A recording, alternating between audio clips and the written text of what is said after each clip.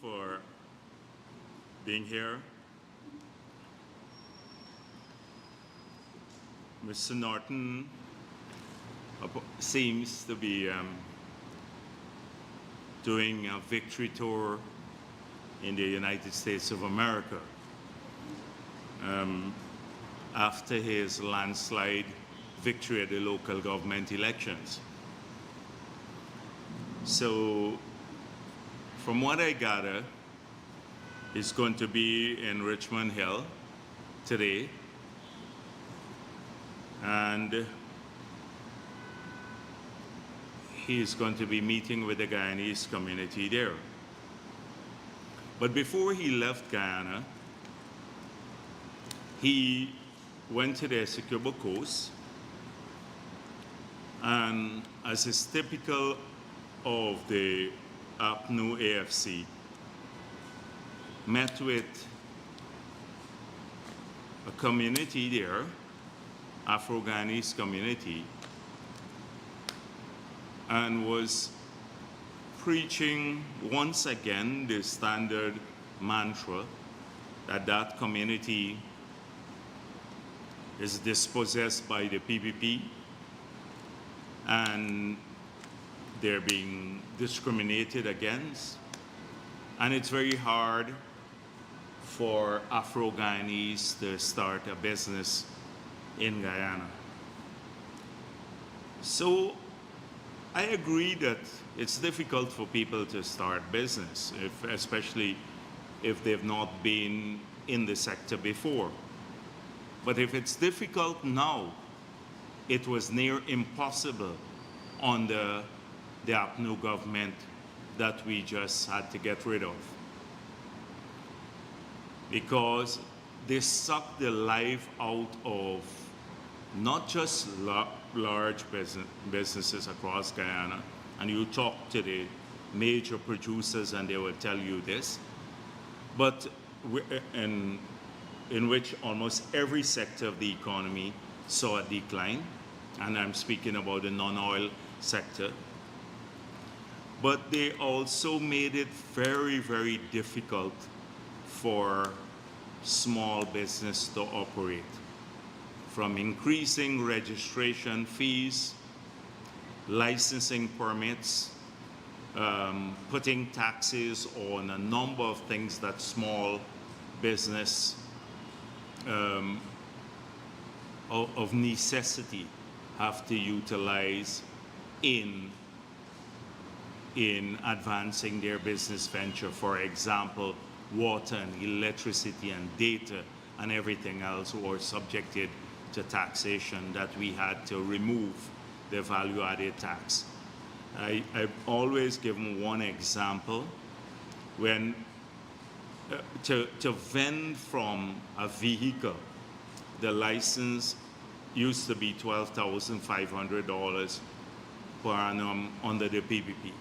It went to $65,000 per annum under APNU. And that's the magnitude of the increase for licenses across the board.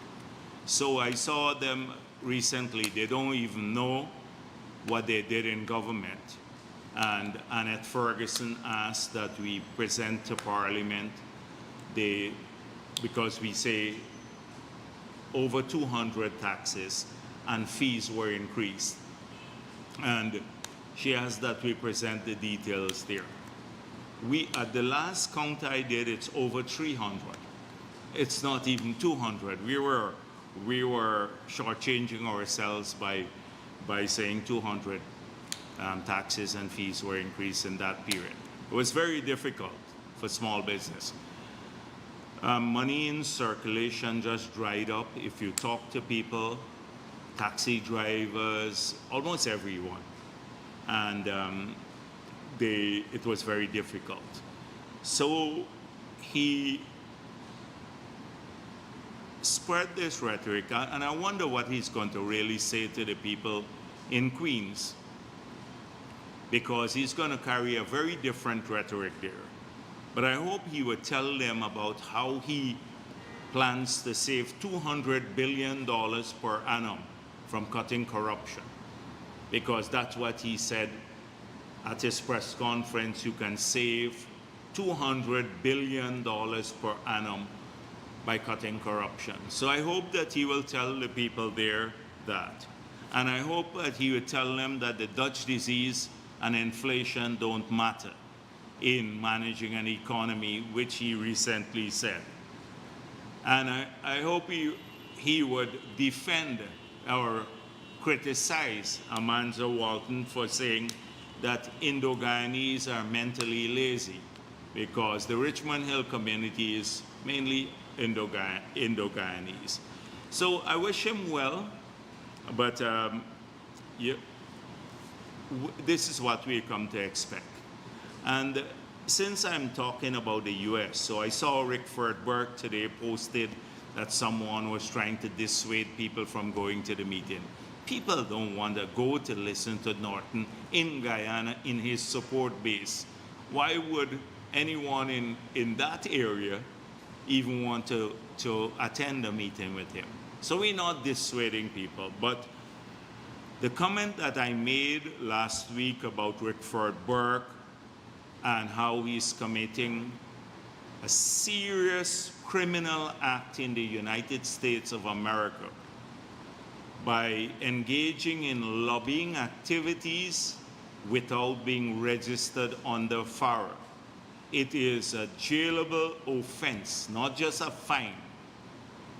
And I hope that Guyanese will write the Justice Department, wherever you are, here in Guyana or you live in the US, will write the Justice Department pointing this out, that here is a con man who is wanted in Guyana for extortion, who is engaged in illegalities in the United States of America, and the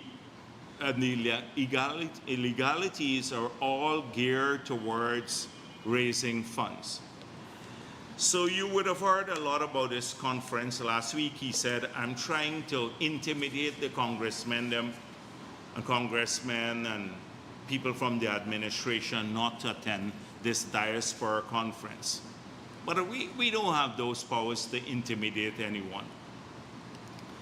But I think what he's worried about is being exposed, because he's profiteering from doing this. These conferences are his way of making money. And I have the proof here. So everyone would have thought that this was an altruistic kind of activity that will be put together for the purpose of engaging the attention of US policymakers and bringing the facts to them, even facts about Afro-Guyanese state, the state of the affairs here in Guyana. But it's not so. Rickford Burke now sends out all these breaking news about who's going to attend, and so he lists everyone, people from White House and State Department and every department of the government and the senators and congressmen. And then quietly he sends out a letter to say, you have to pay $100 to come to this conference. And he's been saying, and he would sterilize who will come to the conference.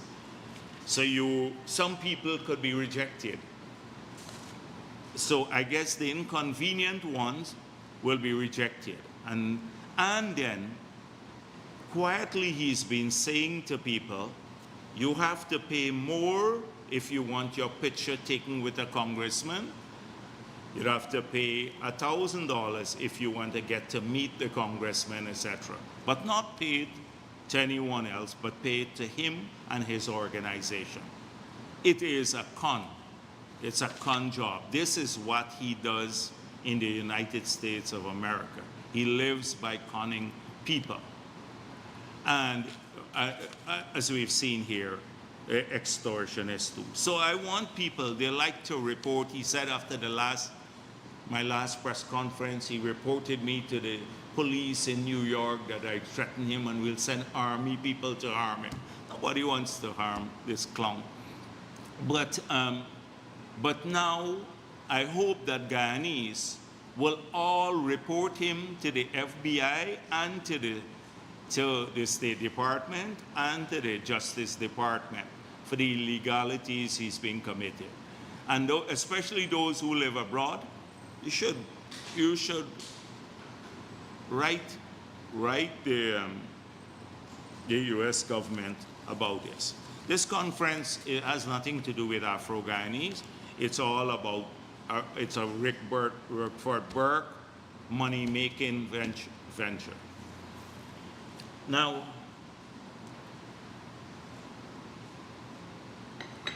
in the last few days, we have seen quite a bit of activities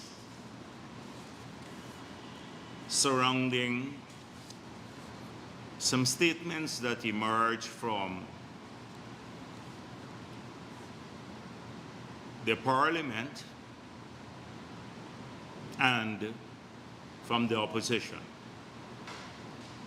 The People's Progressive Party has given an extension to ExxonMobil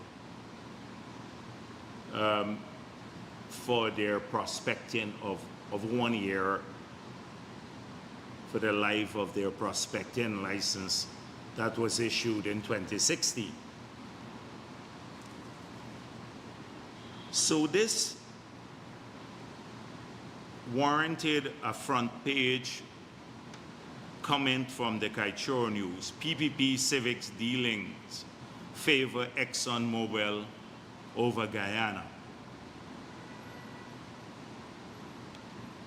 And I don't want to read it to you, but it concludes, and this is what it's all about, a vilification of the PPP for giving this extension, saying we sold out the country, we're in the pocket of Exxon, that it's basically criminal, and it's an indictment of the party and the government.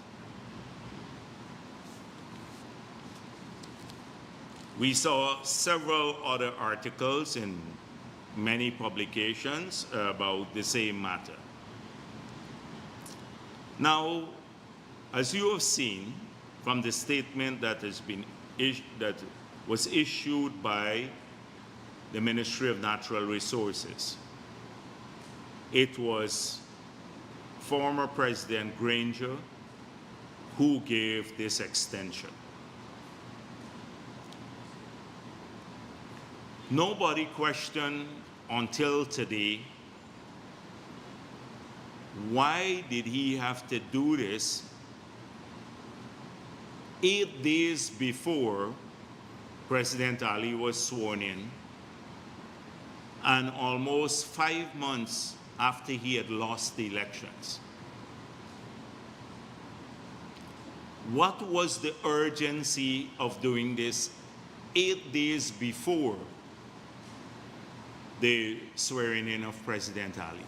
Where was the urgency? Because the 1 year extension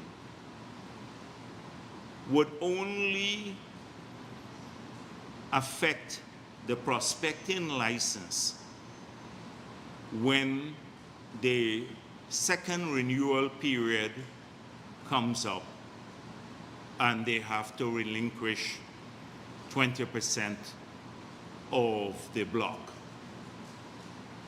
So there was no urgency. Could have been done later. There was no immediacy in the issue. Yet he did it. His biggest priority when this country was struggling to maintain its democratic credentials and its future, because an undemocratic path would have led us down uncharted waters and possibly the destruction of this country. When the country was struggling about this was to resolve that issue. This was his priority. But the fact remains is that the AFC APNU government gave an extension for 1 year. The thing is that, so when this information came out, rather than going quiet, this AFC put out a press release. And this is what they said. But even if the APNU AFC did indeed give Exxon a 1-year extension for COVID-related activities, and they did, why is it now necessary for the PPP to also grant an additional extension for the same reasons, 3 years after the pandemic? Now, we assume that people, when they hold certain positions in government, and especially ministerial role, would read things and understand. But here is it, an entire political party doesn't understand what a high school student would read and understand. There is no second extension. The PPP did not give an additional 1-year extension. The extension of 1 year that Granger gave had consequences in that it shifted the provisions of the prospecting license by 1 year forward. So 2019 was the first renewal period. 2023 was the second renewal period when they had to give up 20% of the block. But because they had the 1-year extension on the prospecting license, the renewal period, the second renewal period, got shifted to 2024. So they saw that it's a shift. Now the renewal period, the second renewal period, was shifted to 2024. So they think it's a different extension. They don't understand that it is the extension that they got in 2020 from Granger that had this consequence. And anybody would understand this. I was tempted to draw here a tiny graph and show Ramjatan, send it over to him. And then he follows, the press release says, the approach of the coalition contrasts with the lay down and take all you want attitude of the PPP. In the same statement that they gave the extension for, where there was no urgency at that time, they then said, oh, this is PPP laying down and Exxon could do whatever they want with them. This is the same party that signed the 2016 agreement and gave the extension. So now, they're still, I can go on. I just want to, at some point in time, I'll do that to show how stupid they are and the arguments are. They made it from all their leaders. I have all of it. They can't even understand what they did. They don't understand what they did. So now suddenly, and then they got the TIGI guy, he got involved too, blaming the PPP for it. Everybody blaming the PPP for it. So what has happened now, effectively, is that the extension, they now shifted it to, the quarterly information that you're supposed to get. The extension was given from March to 2020 to March 2021. And Exxon brought in information. They gave a full report to the ministry as to how their original plan was affected. From 6 rigs down to 4. They could not mobilize 2 of the rigs. They had one of the 4 had to be basically decommissioned or activities. They couldn't continue activities on one of the existing 4. So they demonstrated how COVID affected. The PPP did not give an extension beyond what Granger did. We didn't give any extension beyond what Granger did. It's the Granger's extension that has caused the relinquishment of the 20% to shift from 2023 to 2024. It's as simple as that. There is no second extension. Look.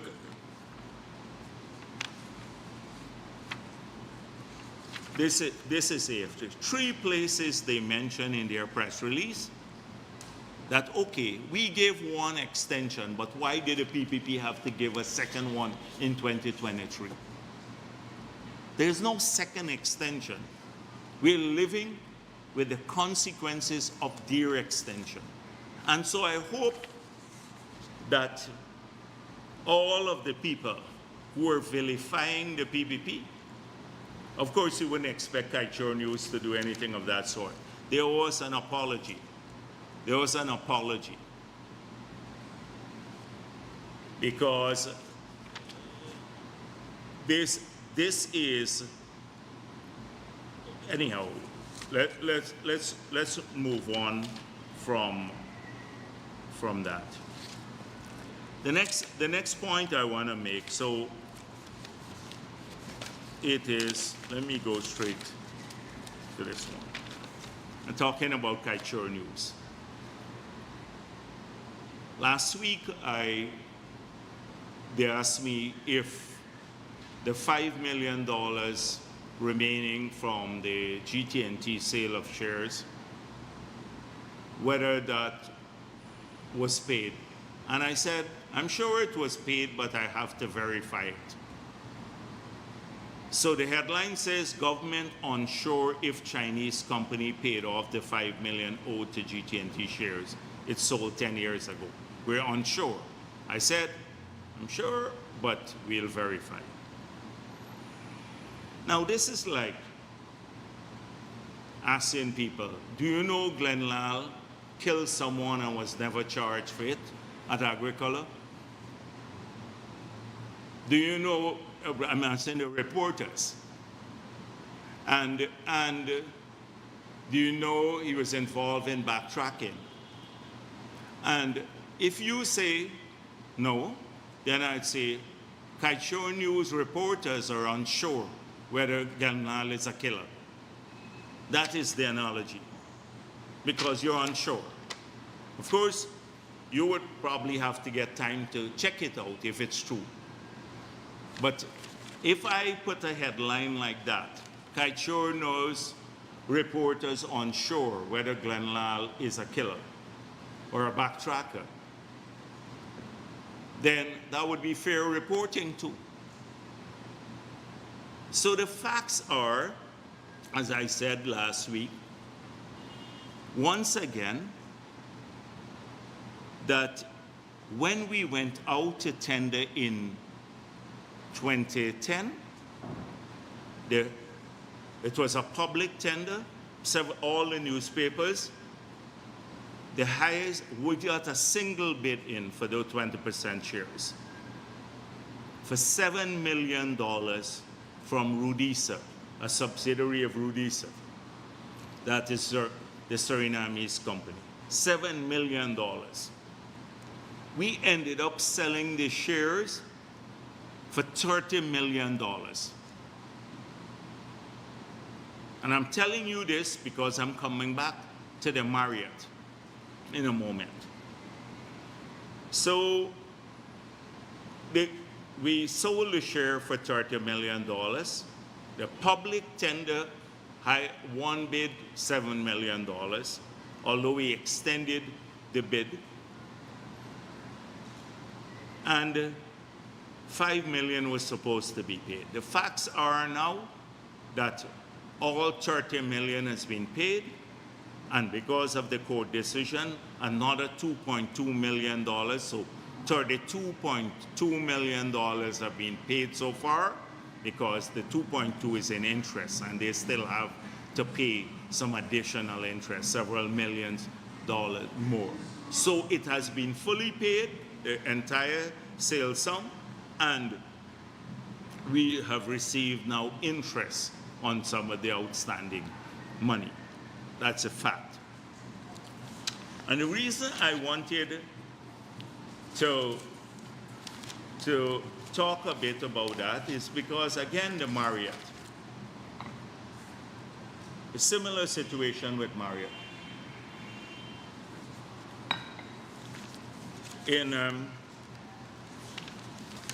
They have a new thing now called Blunt. So today, this was Marriott's hotel sale in the Kiteshore News. This is a full page that they use, Blunt.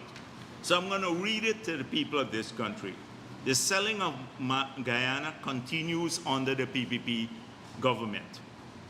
Bharrat Jagdeo, the sale of the Marriott Hotel is in its final stages. Guyanese know little of the hotel's arrival and its life. But now, thanks to Jagdeo, we hear of its sale almost completed. This is how prized assets are passed from hand to hand under the PPP. This is the business he touts, but conceals in secrecy. Guyana's rich assets have become toys in Jagdeo's hands. Now, we went through a public tender for the sale. This is the same Glenn Lal who'd been saying that he knows about some phantom investors who own the Marriott. A total lie. Couldn't prove a single one. He came to a press conference. I said, I'd leave this job if he could find a single phantom investor or owner. So he was exposed there. Secondly, we went to public tender. We got two bids, $55 million and $65 million. He said we should sell it for $55 million because that's the better of the, in an editorial, because that's the Guyanese.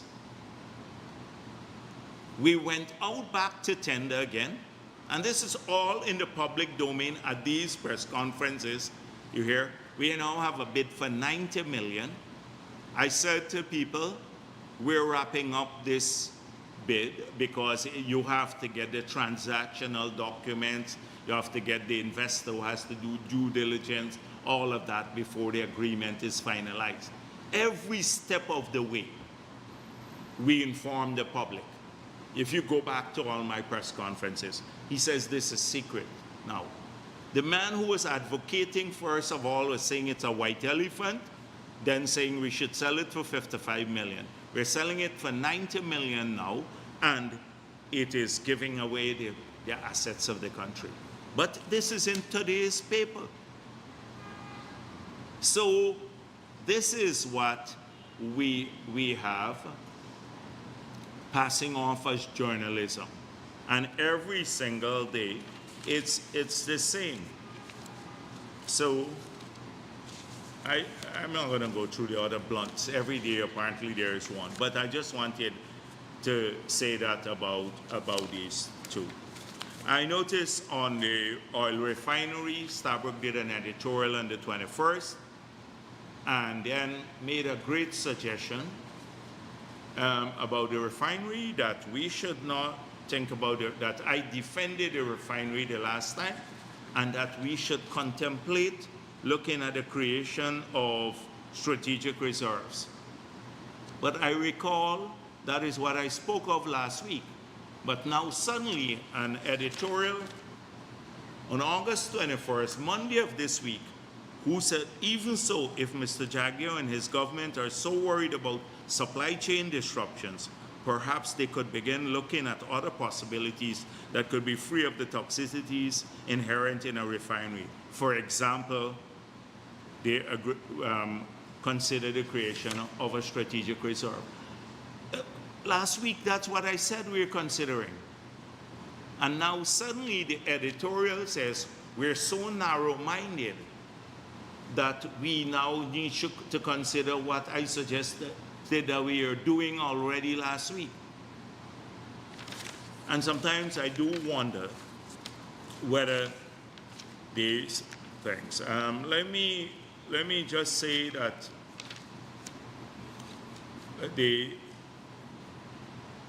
I know there are lots of questions today because people have been calling me a lot, and so I'm gonna give you a chance to deal with that.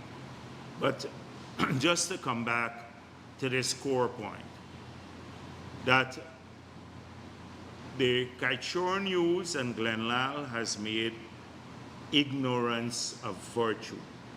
You know, we should tell our children, his message, stop going to school. Because if you cannot go to school and be a specialist on everything as Glenlal is, then what's the need to go to school and have this profound understanding of everything? And so it's utter nonsense. And that's why there are lots of things that were written there, and I'm not going to even pay attention to them because they're repetitive. I spoke with some of my colleagues from abroad, economists, etc., and they say to me, why bother with this stupid thing? Nobody pays attention, nobody with any sense reading 3 articles there, they would understand. The 3 articles get repeated in different fashion all the time, and nobody pays attention to it. I guess but in Guyana's context, we have to continue doing this. I'm going to end here. I'm going to end early today and give you a chance to ask all the questions that you want. Yes, go ahead.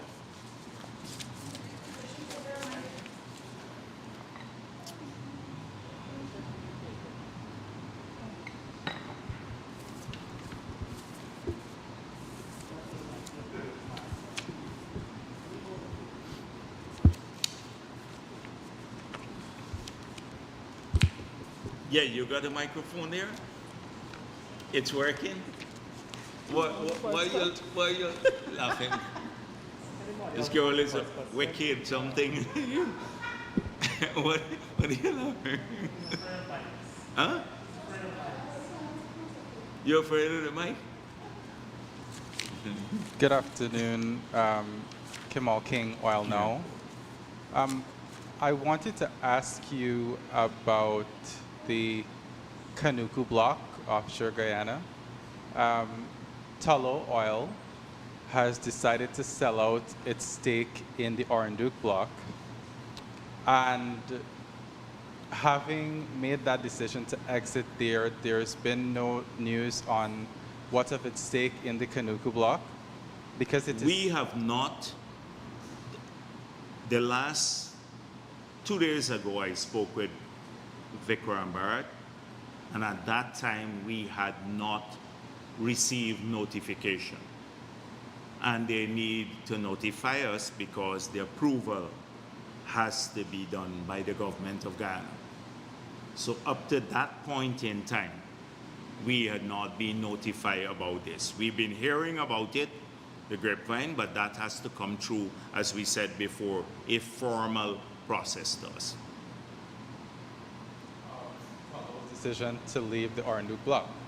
That's what you didn't hear about? Yeah. Okay. There is also, with respect to the Kanuku block, from my analysis of their contract, their time with the block should have come to an end already. So I wanted to know if the government gave an extension to the holders of the Kanuku block, Repsol and Tullow and so on? No, there's been no extension. No extension. So if the time, what do you mean the time has come to an end? So each of the PSAs, you get about 10 years split phases. Yes. Early studies and then first phase, second phase. and So then that. the GGMC showed us a timetable. And so that's why I'm saying with the first renewal period and then the second renewal period, the relinquishment, and then the giving up of the entire block after a particular period. So outside of CGX, none of those that we saw at that time from the timetable they gave us would have reached a period when they had to, the entire prospecting license would have been exhausted or expired. So I need to verify that from GGMC because they track that. Okay.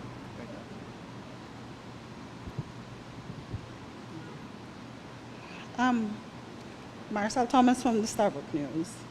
I have two questions, and both, one is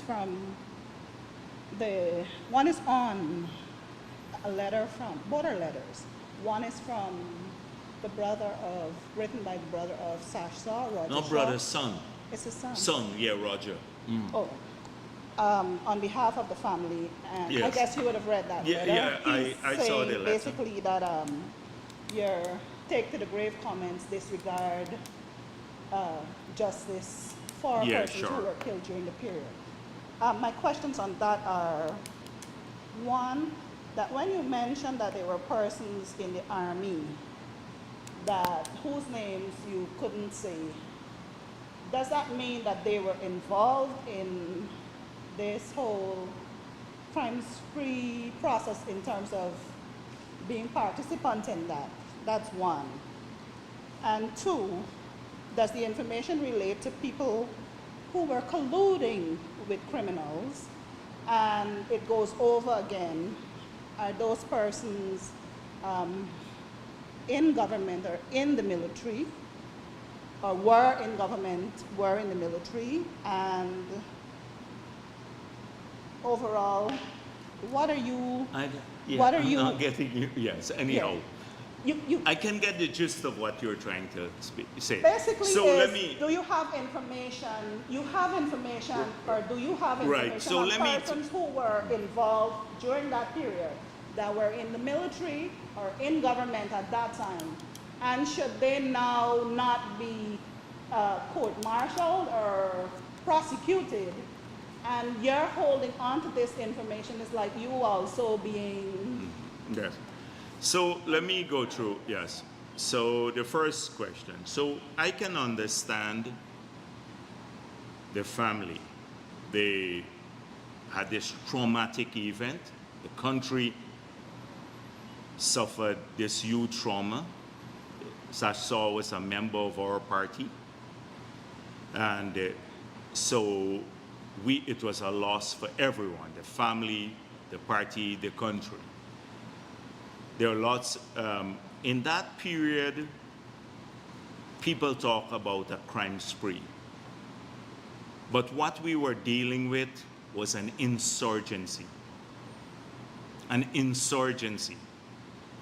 It wasn't an ordinary crime spree. If you read, first of all, you have to situate yourself in the era and the context of what happened. Now they may have a different view. But if you read UC Quayana and many of the others, they will tell you about the atmosphere in Buxton when these 5 persons escaped, that the community was subjugated. The community was under siege.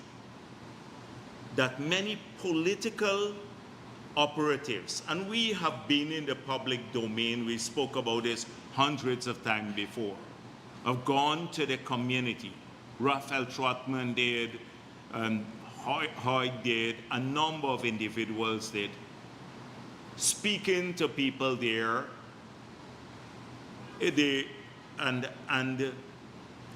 So the political cover was given to these 5 persons, they were called freedom fighters.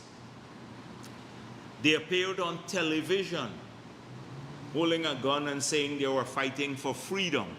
The people who ended up committing the massacres on children and everyone else, and who were subjugating Boston. That was the era, the political cover. You remember Channel 9, and every day you had a running commentary about these people were freedom fighters.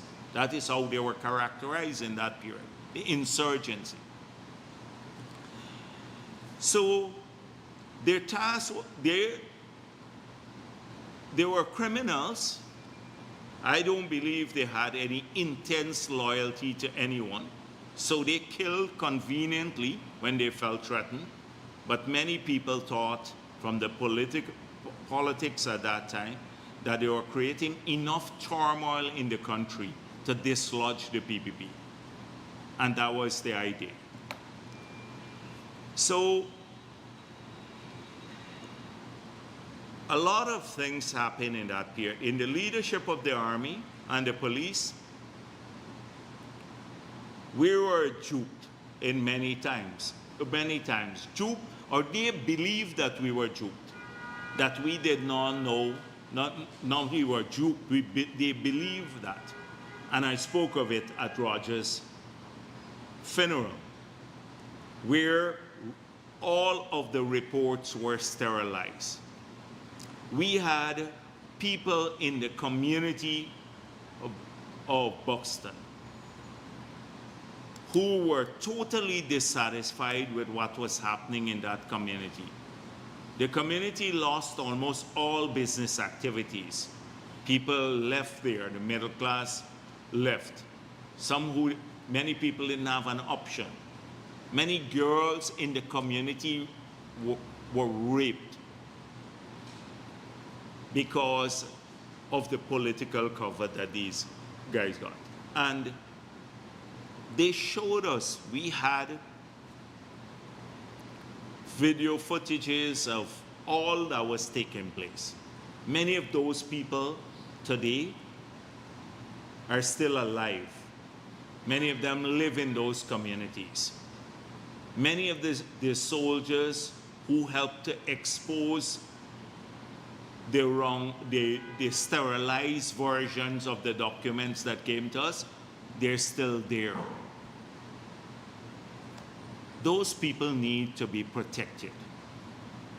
They still need to be protected. They put their lives at risk to give us information that ultimately led to either the arrest of these people or them in engagements with the security forces.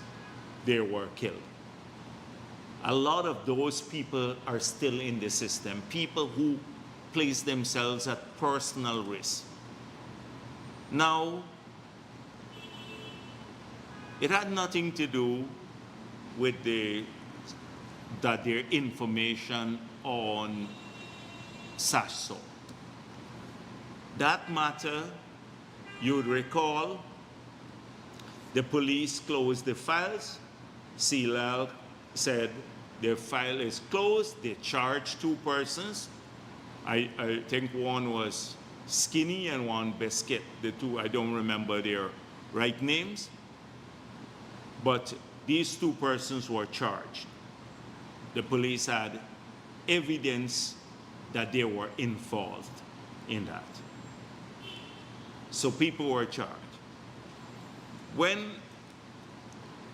And there was a call for an inquiry, commission of inquiry, but if they've identified the killers, there may be others too, but a lot of people got killed in that period from that gang. And so it had nothing to do with SASO and the SASO affairs. Even up to recently, I think the family got a chance to see the police files. And it might be very painful to the family too. Just recently. But what I said there had nothing to do with that matter, because that issue was, we had people who were charged for those crimes, that we are convinced, based on the police investigation, that they're the ones who did that. So there are lots of people who we still need to protect in the system, people who put their lives at risk. Now, if you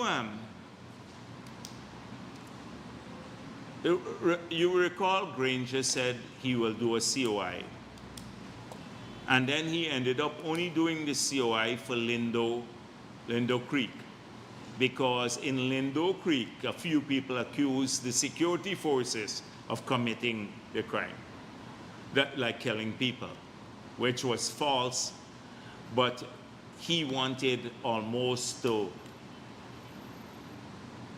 prove that the security forces were involved in criminal activities at every single stage. You recall the infamous statement from Basil Williams to Felix, saying when the massacre took place at Agricola, that you helped us. You help us by diverting attention. Right? A lot of that is known already. But for APNU to come at this stage, on when Roger had passed away, and then in a statement blame him for what took place at Buxton. That is what they did in their statement that they issued after his passing. That is why it warranted saying something about it.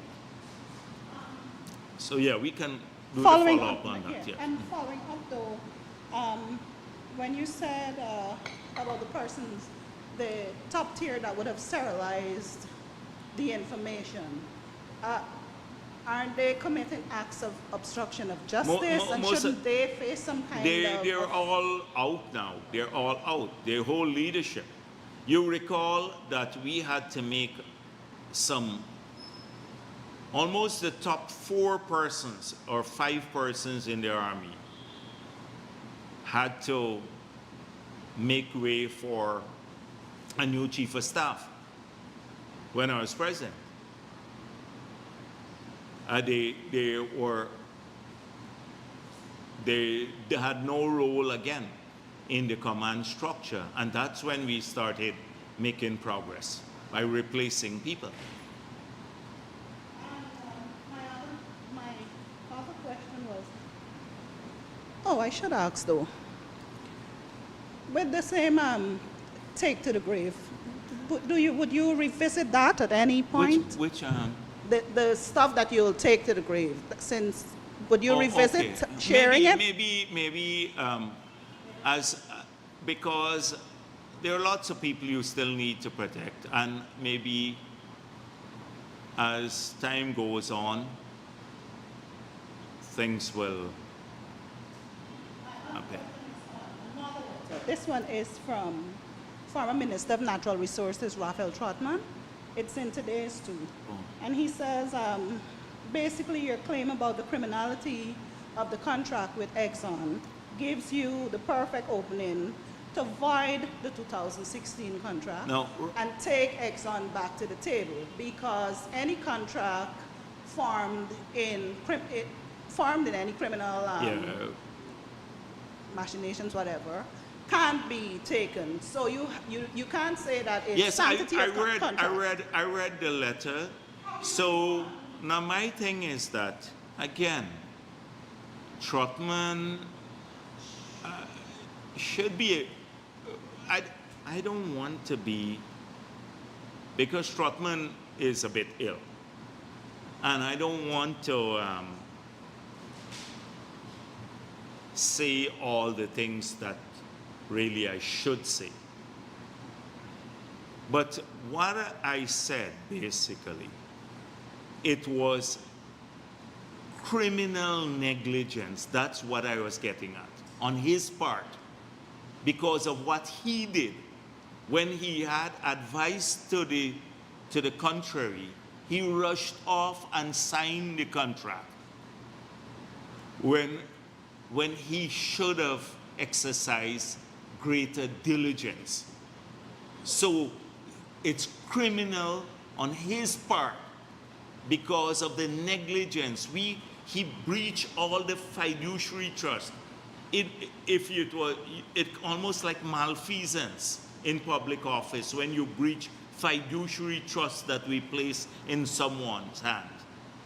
And you just callously, on a complex contract of this nature, you just, when we were told that he had advice to the contrary, that he just rushed off and concluded it. That was what I said. So the contract itself is But he did not represent us. That's what I'm saying. He acted criminally. Yeah, but I'm asking you now, but the contract itself is legitimate. We haven't been able to prove that he has benefited personally, but if that could be proven by anyone, then there might be a different case. But I was speaking about his criminal negligence. That's what I was speaking about, clear. And I saw he went on, who haven't forgiven him for some encounter in Parliament that we had. Only God forgives people. He should seek forgiveness from the Maker. Now, my thing is that it's never personal. So if Trotman is listening, I may not get a chance to say this thing. For me, my politics is not personal. So if he believes that I hold ill will because of some speech that he made in Parliament that I don't even remember, that he's wrong. For me, it's all about the politics, not personal. And so you can rest assured I don't have any ill will to him, but personally. But he acted in a criminally negligent manner. Dr. Jagdeo, on the same letter, given all that you would have said over the years about Trotman's criminal negligence as you described it, would the government be open to launching a full-fledged investigation to understand what were the motivations behind such criminal negligence and to understand why would a cabinet give, the former cabinet give its blessings for the criminal negligence that you would have described over the years?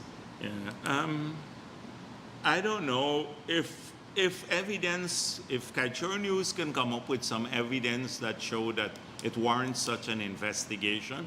We don't have any evidence now, but then I'm sure everyone would want to do that.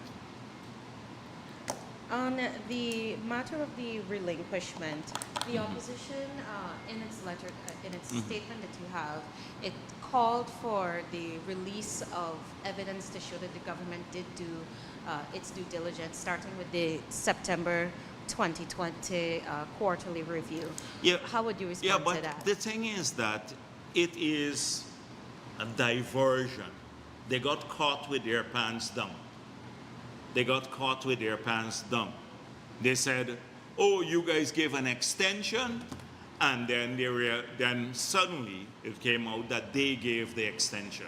So they got caught with their pants down. Instead of gracefully accepting that and killing the issue, they then said, they then dug a deeper hole for themselves by saying, oh, we give that, but why did you have to give one in 2023 after COVID, another extension for 1 year, which was nonsense. There was no second extension. When that was exposed, they went back, oh, you're supposed to assess it. Well, we did, but we're not gonna give, we don't have to give evidence to AFC or anyone, the AFC. We did, I just told you about some of the elements of it to show that it did affect them. And we didn't go, although COVID extended, we came out of COVID till 2022 nearly. we did not go beyond the 1 year, March 2021. So we did not extend that period, although COVID lasted longer than the 1 year period, because we believe that in that period, they made some adjustments beyond the last year of the COVID. But in the period between, for the 1 year, there was a work program, and the work program could not be completed because they had real difficulties mobilizing the rigs, 2 of the rigs that should have been working in that year. Just 2 other questions, Dr. Jagdeo. Last week when you spoke about the refinery matter at the previous Yes. press conference, I wasn't exactly clear about the comment you made about the capacity. Did you say, and you can confirm for me, that 1 refinery would be needed at this point in time, or government would consider 1 refinery given our capacity, and another is possible if we get to that 1.2? No. I said that the way we see it, that will be only 1 refinery if we go down that route. We explore the market, and through a request for proposal, I said that's 1. We got about 11 submissions there. Then we had about another 5 or so came in unsolicited. That whatever happens, if we assess all of these, there could only be 1 refinery, regardless of how many proposals we get. If we decide to go that route, because simultaneously we're exploring the concept of strategic reserves, and that we have to look at the 2 side by side to see if they can solve the same problem or concern that we have. And the concern is about energy security here in Guyana. So if, for example, the strategic reserves, and I went through it, if our oil is told abroad, I don't want to go back. I don't want to go back through all of that. That's why I was shocked that the Stabroek editorial would say we should consider this, when I actually dealt with it last week, Thursday, and I said, we are considering this. And that is as an alternative to a refinery. So we are looking at both side by side, which serves the country's interests best. But there will not be several refineries. Yes. Given the capacity.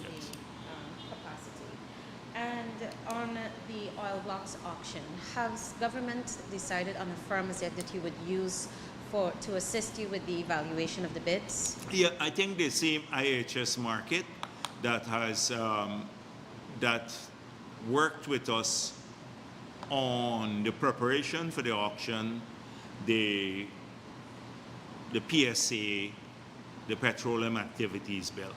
They would be the firm that would help us to evaluate the offers. So we've uploaded on the ministry's page both versions of the PSA, for the deep water and shallow water. I think those are uploaded. I asked them. They were uploaded today. So that's, you can see that there, and then the law is all, will be sent to the bidders. So all have been sent to the bidders already, as promised.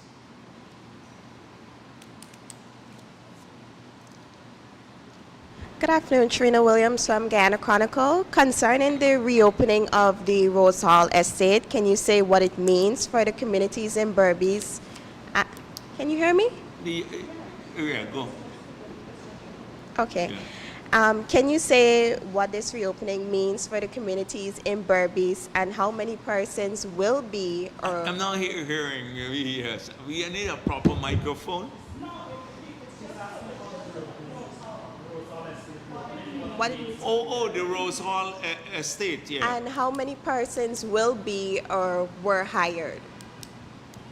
Oh, at Rose Hall, the last figure they gave me was about, I think about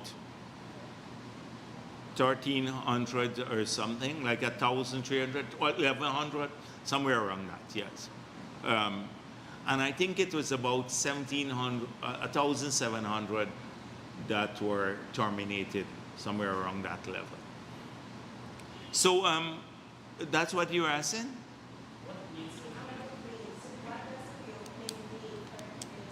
Oh, okay, yes. So Berbice, as you know, sugar was the major economic activity in Berbice for the whole county. Sugar's income, or the sugar workers' income, was served as the driving force for the economy, the local economy, because the taxi drivers, the vendors in the stores, those who were selling in the market, almost everything depending on the sugar workers' income. When we had a massive withdrawal of that income, we saw economic activities and joblessness. First, economic activities plunged and the joblessness rate skyrocketed in Berbice. People are losing hope. And so our strategy has been to put more disposable income back in the economy. Here in 3 and 4, these regional economies tend to operate on their own because they have a lot of economic activities and the disposable income. Not so like with Linden or Essequibo or Berbice. You have to almost, government spending has to help to bolster economic activities, private economic activities in these areas to keep them going.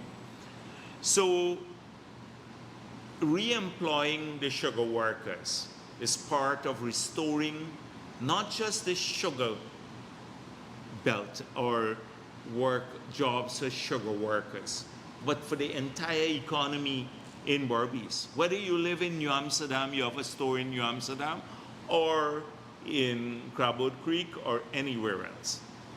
So that was one of the ways that we started getting more income into that area. Secondly, the part-time job. The part-time job takes about maybe $2 billion into the economy in the region per annum. So suddenly you see a lot more economic activities taking place in those areas. So I guess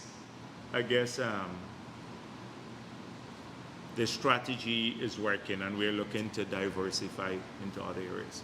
But it means a lot to the sugar workers too. Many of them couldn't send their family to school. You should look back at some of the heart-wrenching videos that were done by people who lost their jobs, lost everything, couldn't send their kids to school and stuff like that.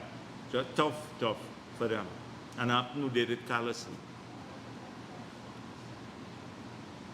Kurt Campbell, Newsroom. Just a question for clarity flowing from Kiana's question on the oil refinery. I'm just really trying to understand, with the fixation on one refinery, what it means for the agreement with the Dominican Republic against all of the private proposals that the government has received. But that has to be assessed against every other proposal. No, exploration. It's not a done deal on the refinery aspect, and even the other elements of you saw the MOU. Even the other elements, it's all exploration. It's all exploration. Before we go to a full petrochemical industry, we are using gas. We have to have our gas strategy ready. We spoke of that already. I told you already, we're turning our attention to the gas strategy. So a lot of these are to explore opportunities, but we have not concluded anything because it always has to be competitive. And we're looking for the best deal for the country. Taking you back to last week also, I wanted clarity on that deep water port. You had said that it isn't like the container Yeah, deep water port. Are we looking at one of those though? Yes, the costs are enormous. The locations are being examined. First, we look at New Amsterdam. We had several groups, Dubai Port, an Indian group, etc. The problem in New Amsterdam is the siltation from the river, where we're looking at the mouth of the river. That's where we're thinking about that. And the dredging costs are heavy. So we're still looking at options to do that. But for that port to be built, you have to have, because of the cost, you have to have a number of other infrastructure to go along with it, including a connection to Brazil. Because the stream of benefits now, given the level of our imports, would not be able to justify that kind of expenditure at this point in time. Therefore, you have to add a new stream of benefit. So when you're doing the feasibility study, then it comes out positively. And the stream of benefit could be trade from Brazil.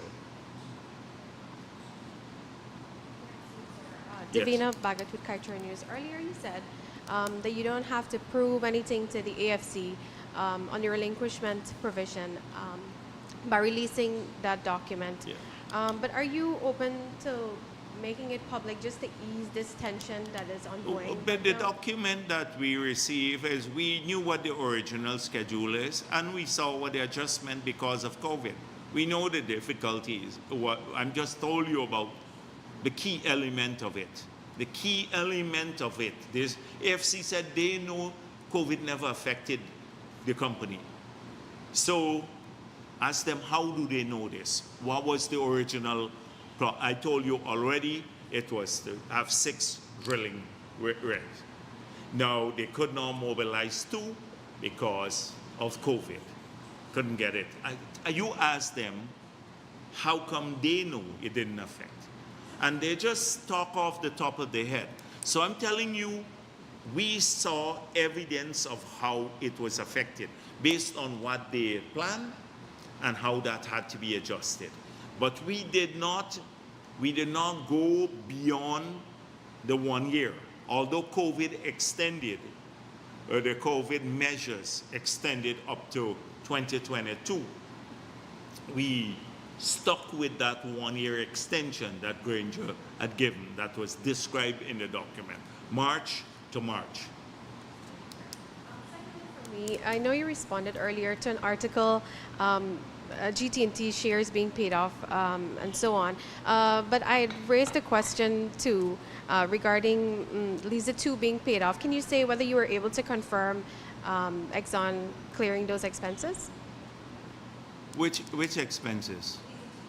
Confirm. No, I'm not confirming that. I'm not confirming, and because we dealt with this all.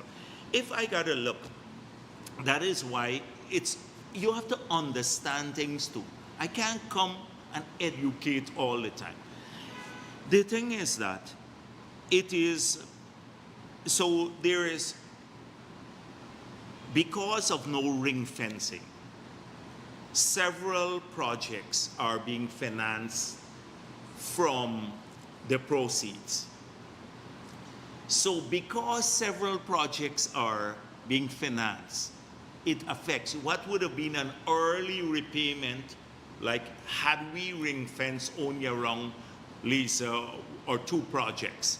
We would have paid it off already, and we would have been receiving 50% basically of the proceeds. So because of this, every time a new project comes along, it delays And it's dynamic. It delays the repayment of all of these, the expenditure. It delays it, it just shifts it forward. So that is why it's a dynamic thing. It's not like static. And that is what I'm hoping that people would understand.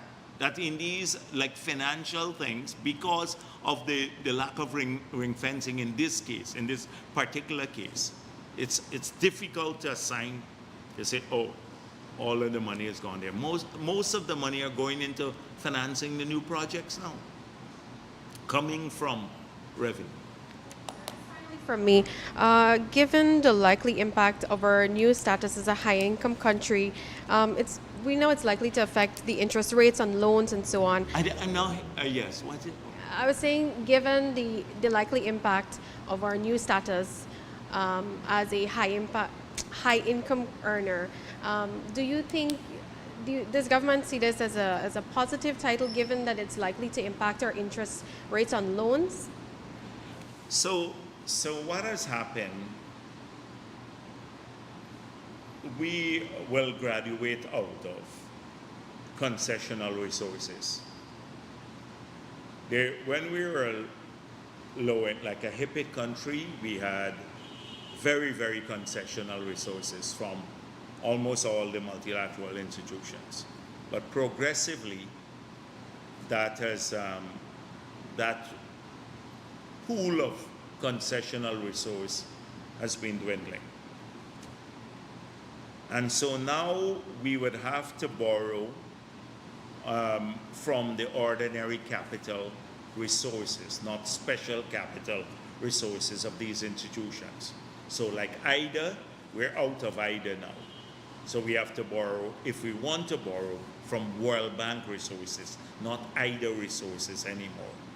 Like at the IDB, they had funds for special operations, and then the ordinary capital. One is concessional, the other one is market-based, based on the cost to the institution of raising the capital. They put on an admin fee and then they on-lend it. So we've just got our last set of loans on the concessional basis from the multilateral institutions.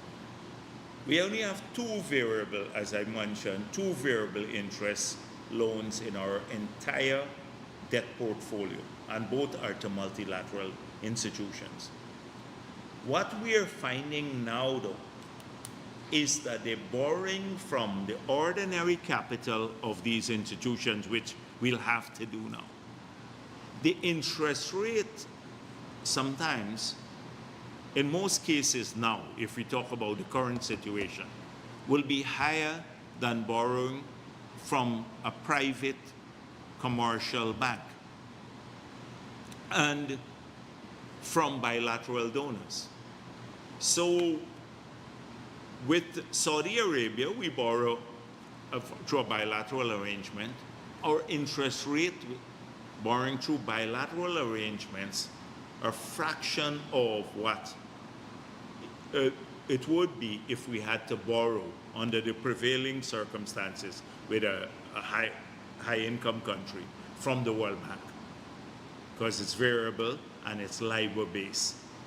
And so that is something that we're looking at. So now what we do, we look at bilateral lines of credit, we look at the multilateral financial institutions, we look at private creditors, and then if we borrow,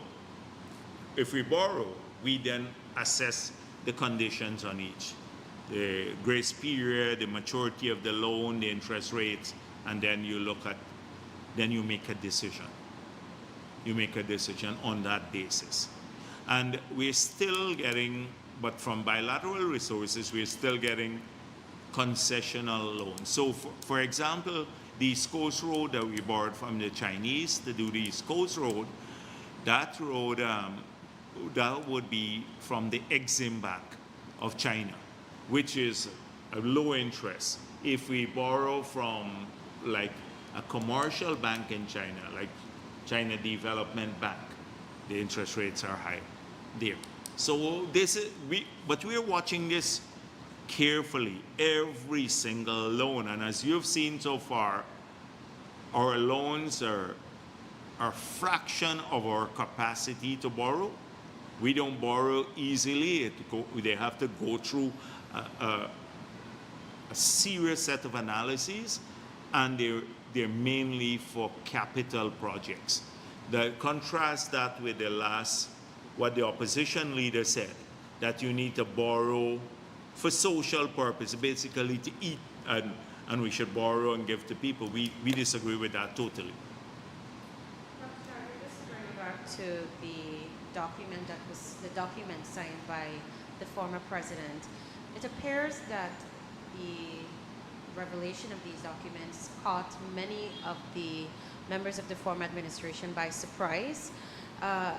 What is your take on the fact that the former president signed such a document so close to handing over the reins of office?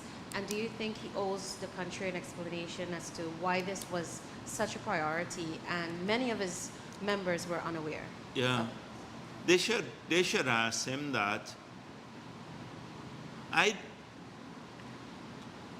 don't generally disagree with the tenure, the letter. It could have been done the extension, because if COVID affected activities and then you can demonstrate that, then that's fine. So I'm not going to run him down on the content of the letter, but you're right about the timing and the urgency. He didn't need to do that. A new government could have done it easily, and it could have been done now, because it's actually could be done next year, because no, not next year, because this year is the relinquishment only. Could have been done now. There was no urgency whatsoever. And there are lots of things that sometimes we discover too, that we're in the dark about the justification as to why that was done. So I guess they should ask him, his own party should ask him, rather than trying to stupidly defend something that is indefensible, because they just got caught with it. They made a big issue, and Glenn was all happy, and then he suddenly realized that it's Abnu who did it. Yeah.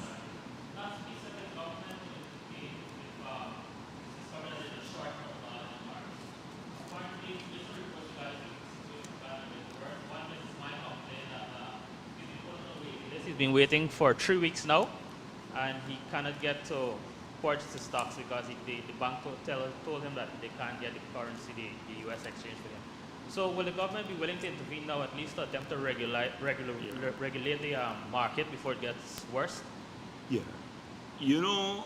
Again, you think that governments just make policies on the basis of one businessman tell you? You think a government make policy like that? A businessman tell you he can't get money and stuff like that. I explained last week that what happened is that almost every bank was clearing except in Republic Bank. That Republic Bank had more demand than they had currency. And now and some banks had way in a large sums of money, and they didn't have a wait list, and that there's no interbank market. So the market on the whole, when the central bank assesses a market, they have to look at real parameters, variables, not one businessman come and take a drink and tell you something.